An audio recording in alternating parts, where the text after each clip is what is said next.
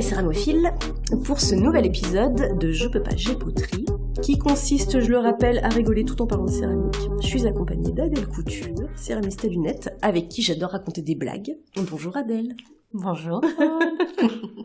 Est-ce que tu veux te présenter? Ouais. Toi et ton boulot.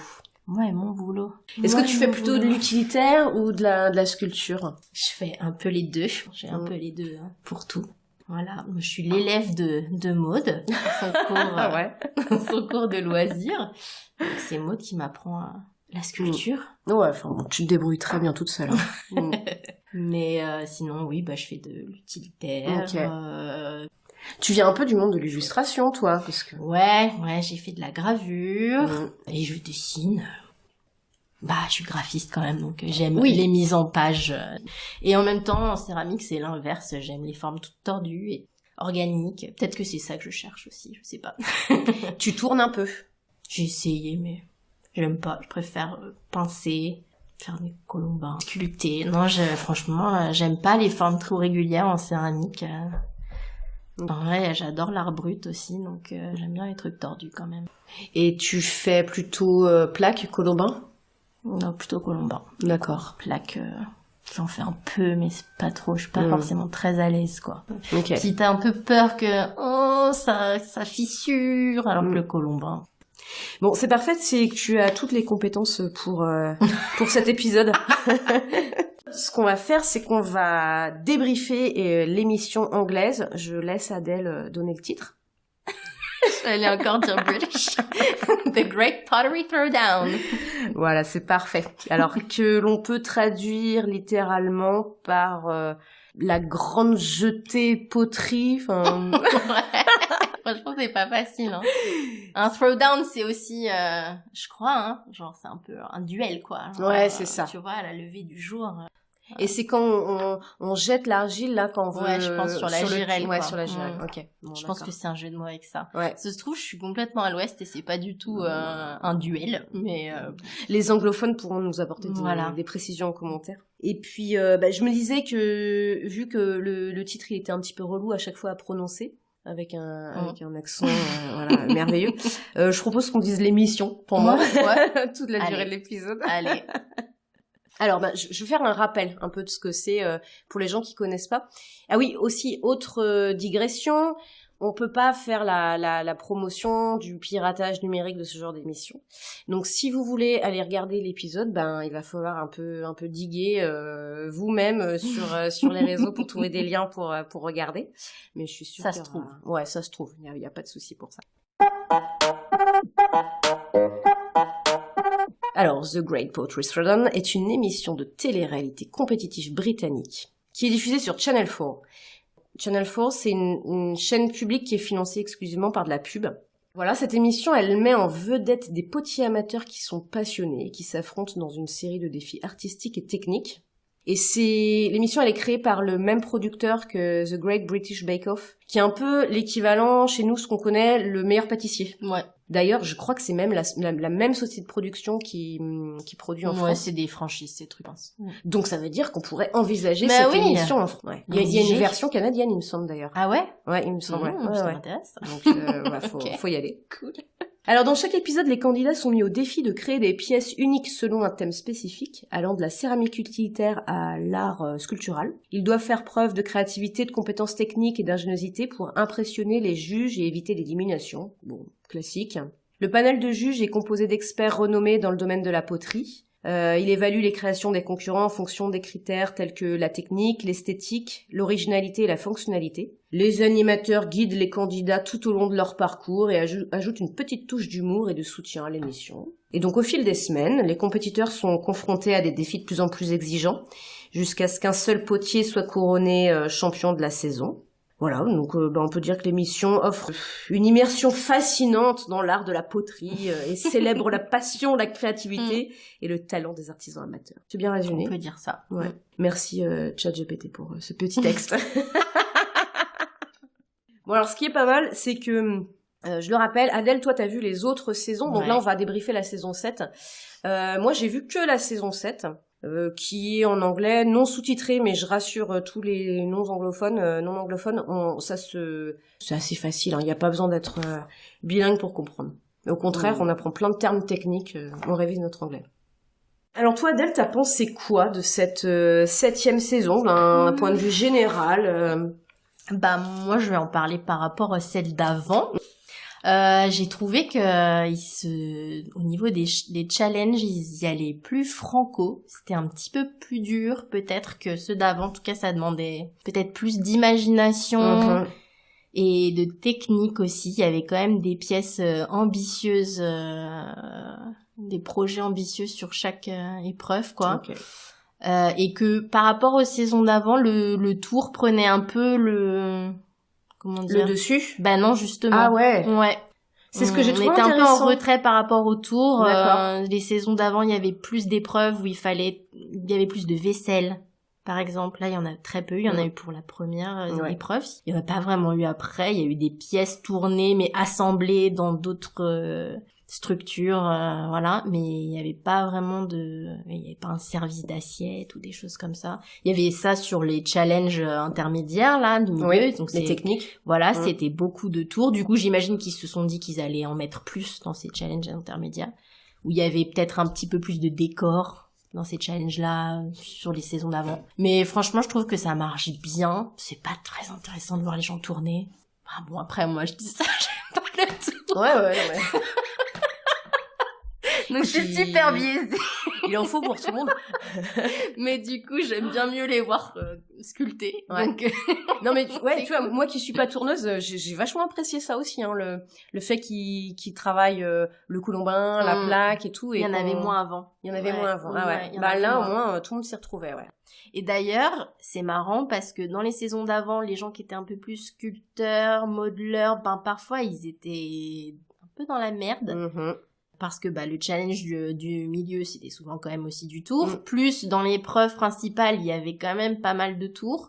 Et souvent, ils se faisaient dégager rapidement. Alors que là, c'était plus l'inverse. C'était les tourneurs qui se sont fait vite attraper par le concours, quoi. Genre Princess, par exemple, elle a pas brillé, mais ça se voyait que en tour, elle était très très forte.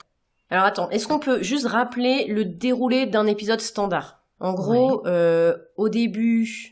Ils ont une épreuve artistique, d'imagination. On leur donne le sujet de la semaine, quoi. C'est ça. Le main make. Donc, ils font d'abord la mise en place de la structure. S'il faut tourner, ils tournent. S'il faut monter des colombins, ils montent des colombins. Ils font de la plaque. Voilà, ils mettent en œuvre leurs pièces. Après, au moment où intervient le séchage, ils laissent leurs pièces à Rose. Voilà. On en reparlera de Rose. Voilà. Et ils ont une incroyable pièce pour sécher. Comment elle s'appelle ? The drawing room. Voilà. Le séchoir. Mais bon, j'aimerais bien le même, perso. La pièce doit faire 30 mètres carrés, quoi. Oui. Et pendant ce temps-là, c'est ce que nous fait croire l'émission, on sait pas trop quel est le temps réel, parce qu'il y a des pièces, tu te dis, ça sèche pas en 2 jours, c'est pas possible. Pendant ce temps-là, eux, ils ont un challenge intermédiaire, c'est le throwing challenge, je crois, je sais plus comment ils l'appellent. Et là, du coup, c'est une petite épreuve. Souvent, il y a soit Richard, un des deux jurys, qui montre la pièce qu'il faut tourner, ou alors c'est des intervenants extérieurs, des potiers célèbres, tout ça, qui viennent montrer, je sais pas, par exemple, un type de décor, ou une chose qu'ils font pour laquelle ils sont connus, et qu'il va falloir que les candidats reproduisent, quoi. C'est ça, oui. Donc, ils font une petite démo. Et après, let's go, quoi. Ils ont un temps ridicule pour faire les trucs. Oui, c'est ça, c'est à peine... C'est 30 minutes, 20-30 minutes. Ça dépend des trucs, mais franchement, à chaque fois, ça me fait rire. Dans ma barbe, vu comment je suis lente, je me dis, ok, je serais juste morte, j'en ferais un. Voilà. Et ils sont évalués immédiatement. Et voilà, ils sont évalués immédiatement. Et donc, pour les trucs de tournage, il faut qu'ils fassent le plus de pièces possible. Voilà. Et après, il y a un tri quand même. Ils viennent voir, ils kissent, c'est tout une petite scène. Il vient avec son seau et il écrase. C'est ça. Il écrase les pièces qui sont un peu moches. Voilà. Et après, ils reviennent après la première cuisson dans la salle où ils font les pièces. Oui, la salle de l'épreuve, la salle de travail. De travail. Leurs pièces sont cuites, dégourdies ou biscuits. Ou voilà. je sais pas rose. par Rose, qui a 1000 fours apparemment. Ah oui, le four là, il est énorme. Il est trop... Non mais ils ont des trucs de ouf. Oui. J'ai trop envie d'aller à cet endroit. Oui. Ils récupèrent leurs pièces, donc est-ce qu'elles sont fissurées? Est-ce qu'elles sont cassées? Elles sont cachées sous des petits draps là, donc c'est le big reveal pour tout le monde.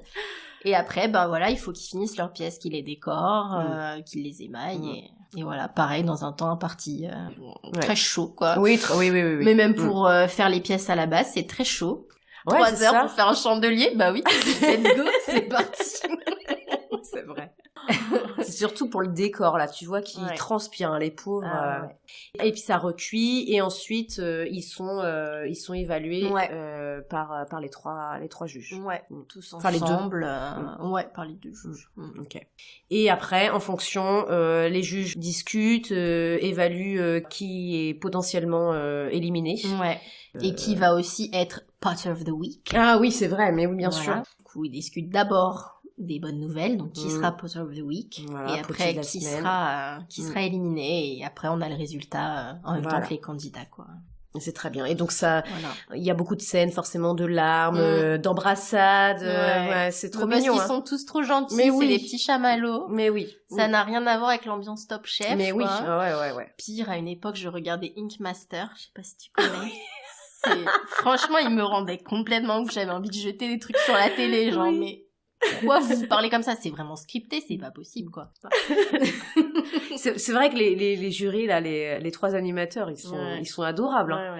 Bah tiens, attends, on peut en parler. Allons-y. Parlons de Kiss. Ah bah Kiss, bah oui. Moi aussi, c'est mon chouchou. Hein. Le Gentle Giant. Voilà. Donc Kiss, il est céramiste, il est renommé, il est connu à l'international. Il fait plutôt du tour.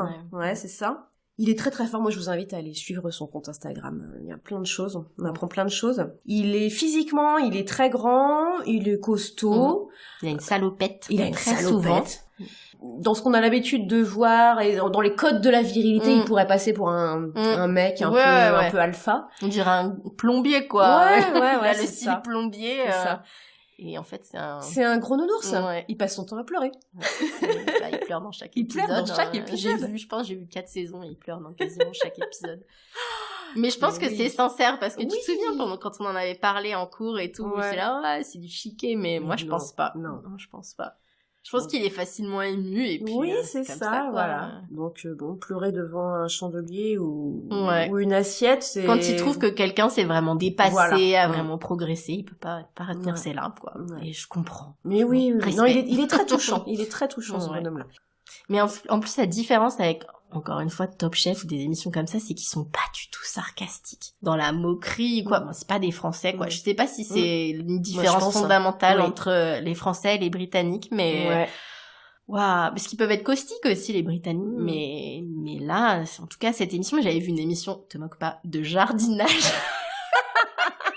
De concours de jardinage. C'est très anglais aussi, quand même. Et c'était pareil, c'était bisounours, quoi.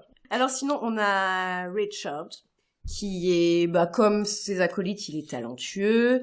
J'ai trouvé moins de choses sur son parcours. Ah moi je peux te dire ce qu'il fait, parce que j'ai vu, je regardais le site internet de Ceramics Review, c'est genre le magazine du verre et de la céramique britannique, quoi. Et ils ont plein de petites vidéos sur le site qui sont très cool, vous pouvez aller voir. Il y avait une vidéo sur ce qu'il fait lui, genre en vrai. J'ai vu sa tête, j'ai cliqué. Et c'est trop cool, il fait des carreaux des carreaux de carrelage. Il a repris, donc il explique dans la vidéo qu'il a repris une ancienne fabrique, quoi. Dans laquelle il a bossé, alors je sais plus exactement, faut pas prendre tout ce que je dis. Oui, les gens ils vont faire leur recherche. Mais en gros, il a été formé par la personne qui était là avant, je crois, ou il a été formé ailleurs. Bref, il était déjà formé, il a repris cette manufacture, quoi. Et il fait des carreaux, il les estampe. D'accord. Et il montrait tout le processus. Lui aussi, il est très gentil. Hein. Il est adorable. Il est encourageant, il est bienveillant. Enfin, vraiment. Ils sont top. Ils sont vraiment cool. Et donc, il y a une femme aussi dans cette équipe. Siobhan, c'est ça? Ouais, Siobhan, ouais. McSweeney, qui est une actrice à l'origine. On peut la voir dans la série Derry Girls. Voilà, elle est très drôle. Elle a des looks et des fringues des outfits. Fait des petits sketchs en tout début d'épisode. Oui. Alors, est-ce que elle est passionnée de céramique à l'origine ou... Je sais pas. En vrai, ils ont changé plein de fois de présentatrice. C'est souvent une nana. Si je me souviens bien, Rich, il est pas là depuis le début. Ah, ok. Je me demande si la première saison que j'ai vue, c'était pas Keith et une femme. D'accord. Je crois que j'ai commencé à regarder en 2019. D'accord. Bah oui, il y a 7 saisons. Hein. Eh oui. Et je crois qu'au début, en plus, on a tout regardé. Donc ça se trouve, j'ai regardé les... Mais c'était le Covid, donc tu sais, c'est un flou où j'ai regardé. J'ai passé des heures devant mon ordi, donc tout se mélange un peu. Et oui, la présentatrice, ça a beaucoup changé. D'ailleurs, bah oui, ce que je te disais, là, que Siobhan était partie, elle avait commencé une saison, je sais plus si c'était celle d'avant ou celle d'encore avant, et elle s'était cassé la jambe, donc elle avait pas pu continuer, donc elle avait fait, je sais pas, 2-3 épisodes. D'accord. Elle avait été suppléée par une autre nana, genre archi marrante. Okay. Mais pas du tout le même look, genre une espèce de mannequin, genre une grande brune, ça va pas pour ça, non. Filiforme, mais pareil qu'elle avait un humour de ouf, quoi, elle était trop cool. Et je crois que dans mes souvenirs, Siobhan, elle est revenue genre le dernier ou l'avant-dernier épisode. Ok. Depuis, la pauvre Siobhan se fait emmerder sur les réseaux sociaux. C'est vrai. Ouais, il y a une partie du public qui l'aime pas parce qu'on préférait celle qui est plus jolie. Bref, alors qu'elles sont tout à fait aussi drôles l'une que l'autre. Oui, elle est très drôle, pareil. Elle fait des petites blagues pendant les épreuves, elle va détendre un petit peu l'atmosphère, l'ambiance. Selon les candidats aussi, il y a des petites dynamiques qui s'installent comme là dans cette saison avec tout à fait. Dan, si je me trompe pas. Dan. Comme il y a Daniel, Dan et Dave, franchement c'est chaud. Il y a un personnage aussi duquel on n'a pas parlé encore, c'est Rose. Rose Schmitz, qui tient la fonction d'assistante technique sur l'émission. Donc c'est elle qui est chargée de récupérer les pièces lorsqu'elles sont finalisées pour ensuite les mettre à sécher, elle doit superviser tout l'aspect technique, la cuisson, voilà. L'émaillage aussi. Ouais. Quand ils font des cuissons spéciales aussi, quand ils vont dans la cour, qu'ils font du raku. Ouais. Tout à fait. Une espèce d'enfumage aussi. Ils ont déjà fait Pitfire aussi. Ouais, c'est ça. Ouais. Et Rose, elle est là depuis le début aussi? Je crois pas, mais ça fait un moment.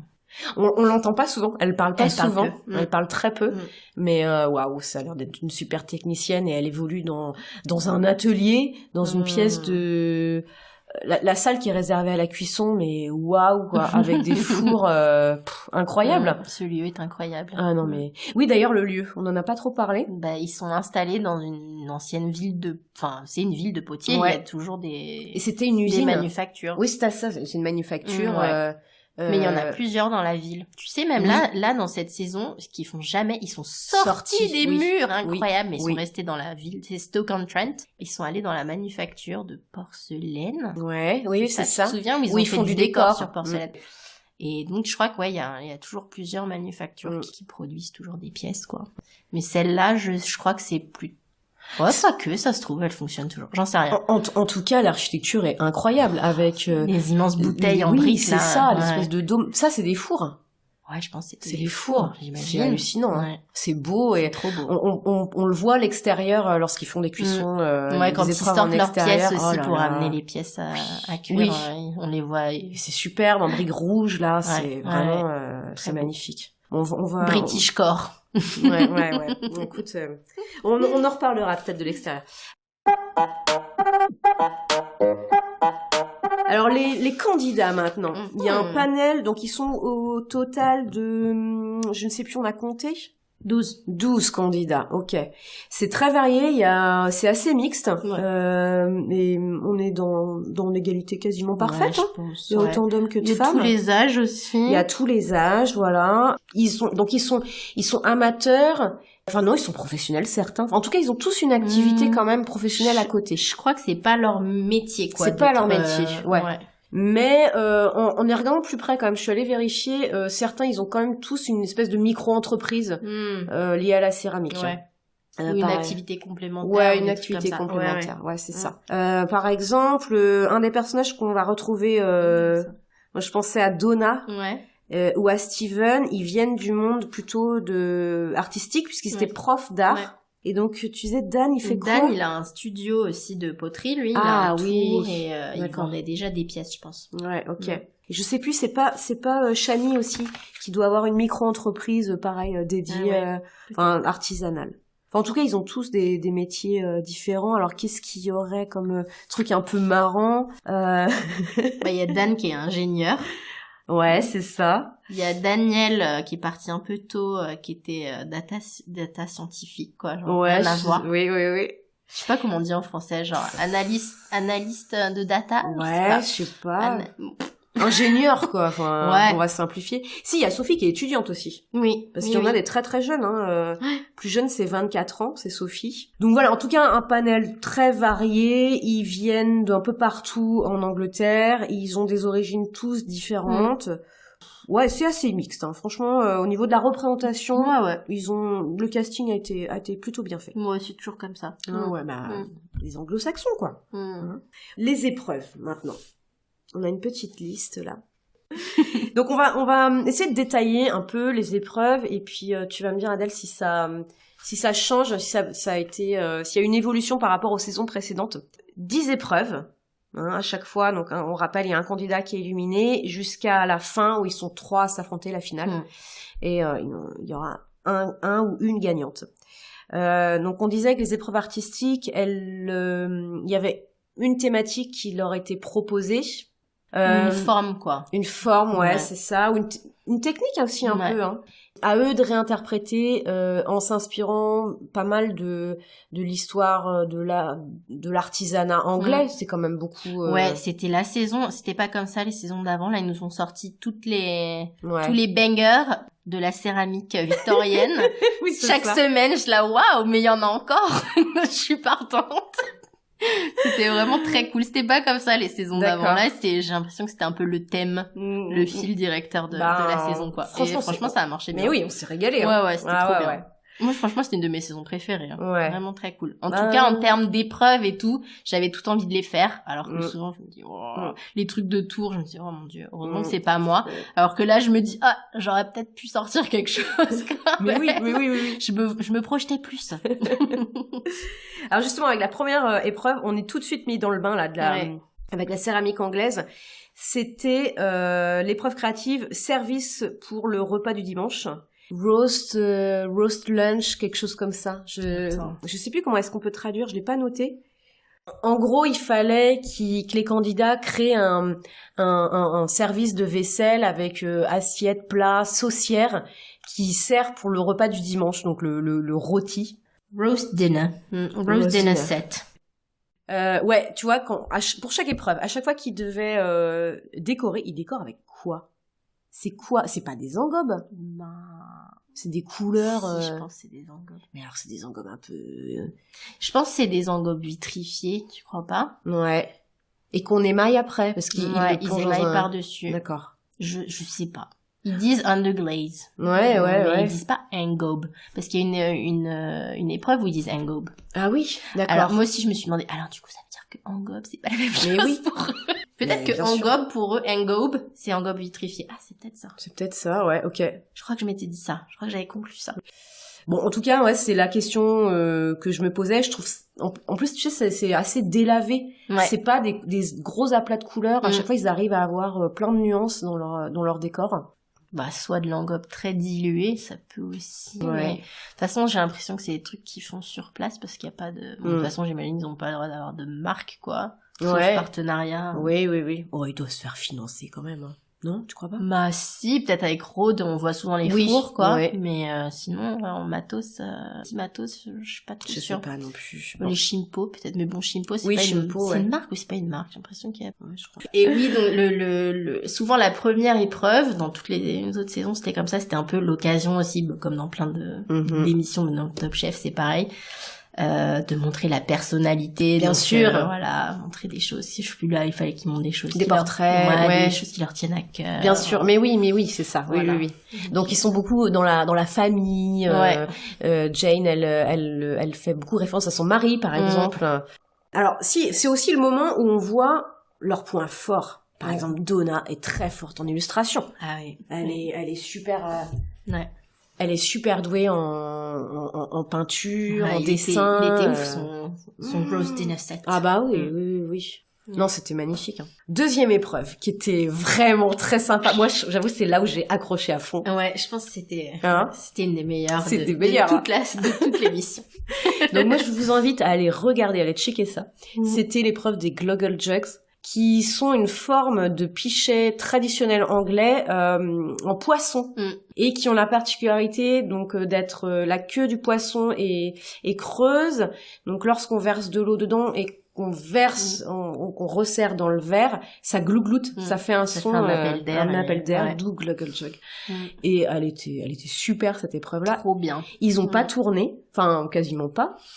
Je me souviens pas, il y en a peut-être qu'on fait leur base en tournant, ou alors il fallait qu'ils fassent au colombin. Bah, en fait, je pense qu'ils ont tous un peu fait des techniques différentes. J'ai souvenir que certains faisaient du ruban, d'autres du colombin, de la plaque, mais en tout cas, ils étaient obligés un peu de modeler, quoi, c'est sûr. Non, c'était trop bien. C'était trop bien, c'était trop drôle. Puis il y avait des trucs vraiment ouf, hein, je sais plus. Mais oui. Qui a gagné, c'était... C'est Caddy qui a gagné. Ouais, c'est ça. Mais oui, franchement, elles étaient vraiment réussies. C'était très cool. Et du coup, ce qui est drôle aussi, c'est que un des points pour juger les candidats, c'est est-ce que la carafe fait glouglou. Voilà. Parce que si elle fait pas glouglou comme l'aimaient les Victoriens, ça tombe à l'eau. On va faire des jeux de mots. Ça marche pas, quoi. Donc, on enlève des points. Si ça fait pas glouglou, ça dégage. Pour rester comme ça dans l'artisanat et puis la tradition anglaise, on a eu aussi des figurines, tu sais, avec le dos plat. Ça j'avais envie de les faire. Mais oui. C'était trop bien. D'une inutilité totale, mais voilà, du bibelot anglais. Toujours pour rester dans l'artisanat, je crois qu'on a eu la carafe filtrante. Aussi, ça j'ai regardé, il y avait quasiment qu'en Angleterre en fait qu'il y avait des choses comme ça. Ah ouais. Des carafes de ce type-là, en tout cas. Donc époque victorienne aussi. Ça, je vais y revenir plus tard. Si, la théière décorée aussi. Ouais. Même la fontaine. Oui. Parce que les Anglais adorent les jardins et tout, donc ils font des trucs pour leur jardin, quoi. Dans les petites, les water fixtures, là. Très cool. Ouais. Il y avait des belles choses. Il y avait très belles choses. Mais il y avait pas tant de tours que ça dans mes souvenirs non plus. Tout le monde n'a pas tourné ces formes. Ou alors les bases, comme tu disais tout à l'heure. Ouais, c'est vrai. Ouais. Peut-être s'ils étaient obligés pour celui-là. Oh là là. Ouais, je sais plus. Ouais, on est perdu. Faudrait regarder. Hein. Ouais. Il faut tout revoir.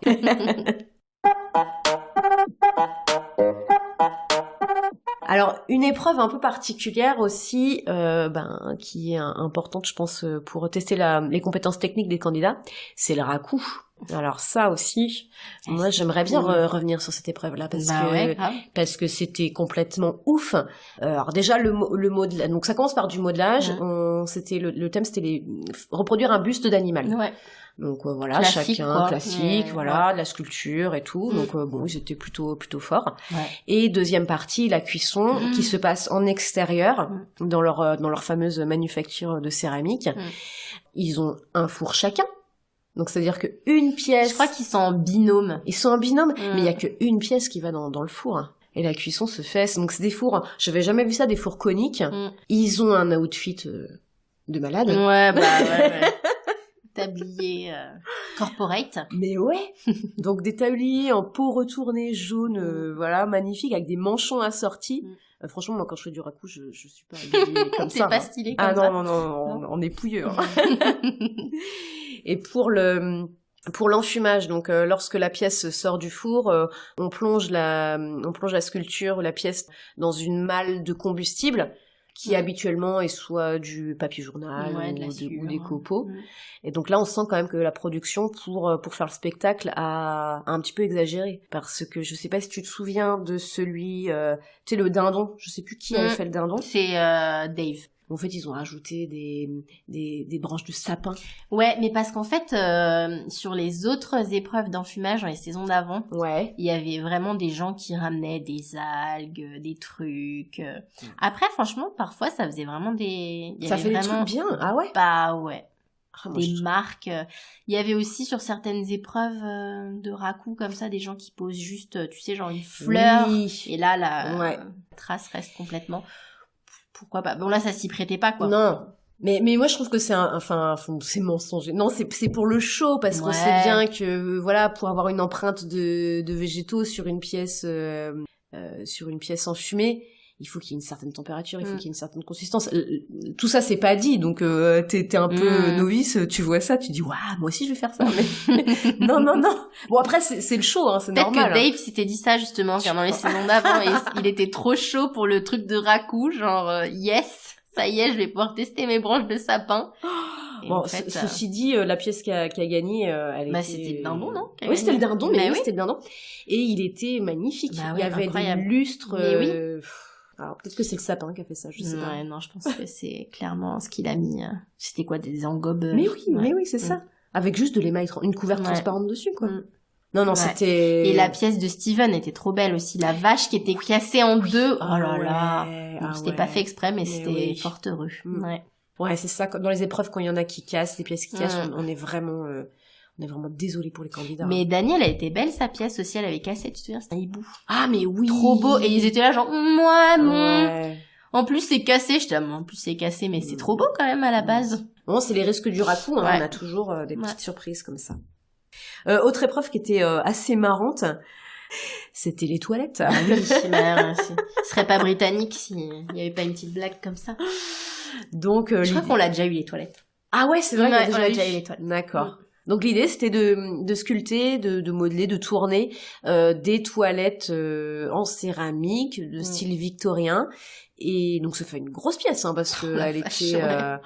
on est sur quoi? On est sur du 80 cm de haut, peut-être? Ouais, c'est un bon truc. Ouais, c'est un bon truc, avec toute la tuyauterie qui va avec. Et ensuite, il fallait les décorer avec des petites fleurs, des petits motifs. C'était vraiment très, très beau.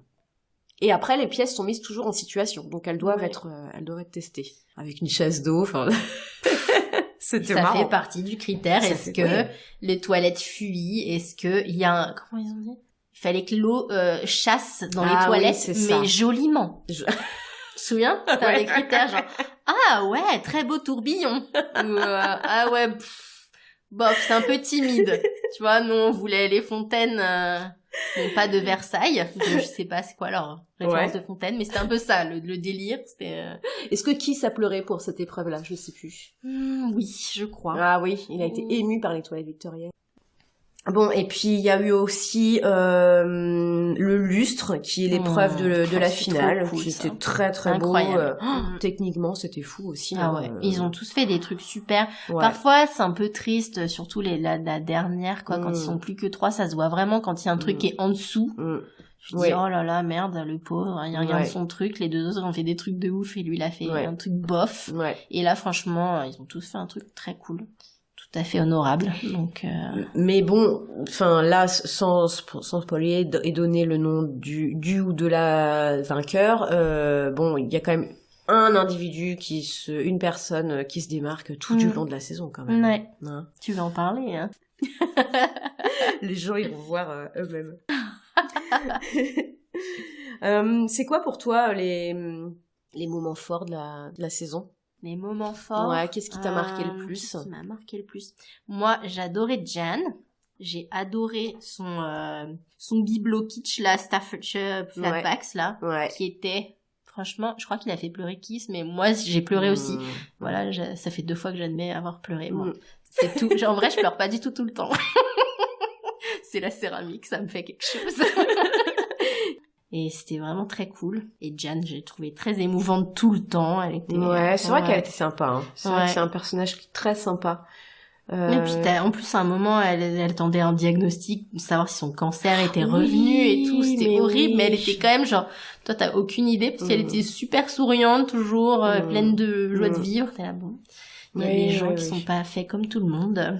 Et j'ai bien aimé le taf de Katie aussi, j'ai trouvé que c'était très cool. Ah ouais, je suis d'accord, Est-ce que c'est un spoiler de dire qu'elle part un peu trop tôt? Je trouve qu'elle aurait pu... J'étais un peu déçue sur certaines épreuves qu'elle soit pas là, parce que je me disais, elle aurait pu faire des trucs vraiment cool. J'étais un peu déçue aussi de son départ. Je trouvais que c'était un peu injustifié, mais bon... Son petit pote, d'ailleurs, si je me souviens bien, c'est sur ça qu'elle est partie, sur sa théière. J'ai pas compris. J'ai trouvé que elle était trop cool. Elle fuyait un peu, je crois. Mais bon, elle était très bien décorée. J'ai pas compris. Je crois qu'ils avaient dit que le décor était pas ouf. Alors, je trouvais qu'il était chouette. Tu penses un peu que c'est scénarisé? Peut-être un peu. Dans la saison, on a des guests qui viennent sur des épreuves techniques. On a notamment Jackie Atkin, et elle est connue pour le livre La poterie son tour. Beaucoup de potiers amateurs, beaucoup de potiers et sculpteurs amateurs achètent ce livre-là. Il est très bien fait, voilà. Chouette. Techniquement, je pense qu'on est nombreux et nombreuses à l'avoir dans nos bibliothèques. Et c'est intéressant parce qu'on voit du coup son boulot, moi que je connaissais pas du tout. Ouais. Et waouh, allez voir son compte Insta, parce qu'on s'en inspire. Et donc il y a une épreuve où les candidats sont invités à décorer comme elle. Ouais. Et c'est vraiment très chouette. C'est de la réserve, du sgraffiato aussi un peu. C'est de la réserve non, c'est pas papier. Il me semble. Ouais, il me semble. Ouais. Oui, d'ailleurs du sgraffito aussi un peu. On va faire les deux. Ouais. Avec des couleurs assez vives. Je me demande d'ailleurs ce que ça peut être. Toujours ces couleurs, quoi. Elle a des rouges, elle a des bleus qui sont... Cuit peut-être basse température. Hein. Ouais, peut-être, ouais. Et c'est de la faïence. J'imagine. Je ne sais pas. Tellement de... Je ne sais pas. Je ne sais pas. L'autre guest aussi de la saison, c'est Ashraf Hanna, qui est un sculpteur céramiste qui fait des formes très épurées. Il travaille plutôt au colombin. Il travaille par le volume en fait, c'est-à-dire qu'il vient pousser ses formes par l'intérieur pour leur donner du volume. Son boulot est superbe aussi. Ouais. Et il était invité sur cet épisode pour que les candidats créent des formes abstraites. Ça aussi c'est intéressant, je trouvais. Après des choses très figuratives et très chargées, c'était bien d'avoir... Oui, puis on sort du côté un peu loisir, tout ça, c'est ça. Pour aller dans quelque chose de plus... un peu plus contemporain. Voilà, c'est ça. Oui. Disons-le. Et c'est aussi ça la céramique. Hein. Et oui. Maintenant, elle a le vent en poupe, même dans le milieu de l'art contemporain. Et oui. Absolument. Toi, tu tires quelle conclusion? Est-ce que si tu as un petit bilan à faire de la saison, tu dirais quoi? T'en as été plutôt satisfaite? Ouais, franchement, très satisfaite, parce que parfois, bon là, je sais pas si les auditeurs ont déjà regardé des épisodes ou aucun, mais vous verrez, au fil du temps, il y a quand même une candidate qui se démarque, voilà, et ça arrive souvent, quand même, dans les saisons précédentes. Et parfois, tu sens que le jury se retient un peu de lui donner la victoire de la semaine, parce qu'on va pas encore la donner à la même personne. Et là, cette saison, ils ont pas trop fait ça, c'est-à-dire que quand c'est évident, ils y vont, quoi. Ils cherchent pas absolument à donner le prix à un autre parce que faudrait pas tout le temps que ce soit la même. Pour créer du faux suspense qui est complètement bidon, et bon, on comprend pourquoi ils font ça, mais en même temps, nous, en tant que spectateurs, on n'est pas dupes, ça marche pas. Bon, bah là, ils l'ont pas fait, et je trouve que c'était plutôt bien. D'accord. Ok. Donc voilà. Et ce que j'espère, c'est que pour la prochaine, ils auront encore plein de conneries de l'époque victorienne à nous montrer, parce que je suis archi amatrice. Ça, c'était génial, hein, parce qu'on révise en même temps l'histoire de la céramique anglo-saxonne, c'est top. Comment ça s'appelle, tu sais, les céramiques anglaises bleues avec des figures blanches là en bas-relief? Wedgwood, c'est pas ça? Ah, je connais pas. Parce que j'étais déçue, moi je m'attendais à voir un truc comme ça, mais il y a peut-être, je suis sur l'année prochaine. Ouais, peut-être l'année prochaine. Bah écoute, merci Adèle, c'était super d'avoir pu débriefer cette saison avec toi. Donc, si vous voulez regarder The Great Pottery Throwdown. Yes.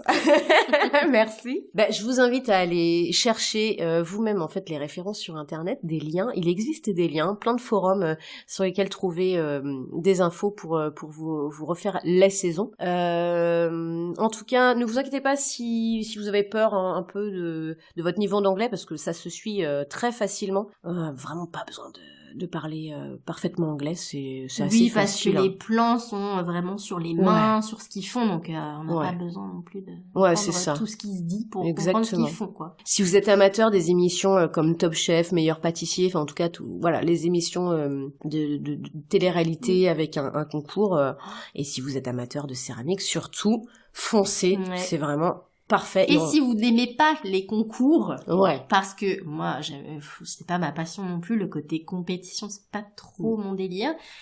c'est pas du tout crasse comme ça peut être dans Top Chef ou pire dans Ink Master. C'est vraiment gentil quoi. Très très très gentil. Très bienveillant. Ouais, je suis d'accord. Franchement, ils sont tous tristes de se voir partir les uns après les autres. Dernière question avant de conclure, est-ce que si l'émission arrivait en France, tu serais candidate? Franchement, ça dépend. S'il y a beaucoup de tours, comme les saisons précédentes, bof. Franchement, je tiendrai pas 2 semaines. Mais si c'est une saison plus comme ça, pourquoi pas, franchement. Ouais. Ce serait challengeant de ouf, parce que comme je travaille très très lentement, et assez petit quand même. Franchement, les heures qu'on leur donne, les durées qu'on leur donne, c'est délirant. Ouais, c'est clair. Donc voilà, mais pourquoi pas? Je me demande qui seraient les juges, surtout. Ça serait génial. Moi, je pense qu'il faut Anne-Sophie Giloun dans le jury. Ou alors qu'elle vienne en guest sur des épreuves, tu vois, par exemple au Colombin. Sur le temps passé aux épreuves, moi, tu vois, je trouvais que non, moi c'était large trop quoi. Ouais. En plus trop. Ah ouais. Tu utilises du décapeur thermique, ta pièce tu la montes en 2 secondes quoi. Ouais, mais en 6 heures des fois, non, c'était trop. Ouais, mais tu peux avoir le côté méditatif de la céramique, quoi. C'est mort. Hein. Moi qui lisse mes petits colombins un par un en pensant au sens de la vie, là, c'est mort. Hein, c'est sûr. Bon, et sinon, moi, je serais pas candidate. Par contre, je me propose comme consultante. Tu veux être Rose? Ouais, je veux être Rose. Ou alors, je veux être Chivonne. Tu peux être juge. Hein, ouais. Moi, c'est ton syndrome de l'imposteur qui parle. Je ne veux pas être juge, je ne suis pas légitime. En plus, je tourne pas, moi, donc... Bon, en tout cas, il faut absolument que l'émission arrive en France. Donc, c'est un appel à la société de production. S'il vous plaît, amenez Est-ce que tu crois que les Français, ils seraient aussi gentils? Non, forcément. D'accord. Non, il faut que ça reste. Bon esprit, quoi. Ouais, mais ça va être dur. Bon, parfait. Merci beaucoup, Adèle, pour l'épisode. C'est un plaisir. Ouais. Et puis, à bientôt. N'hésitez pas à aller suivre le podcast sur les réseaux sociaux, à laisser des commentaires, des gentils retours. Que des gentils commentaires. Ouais, c'est ça.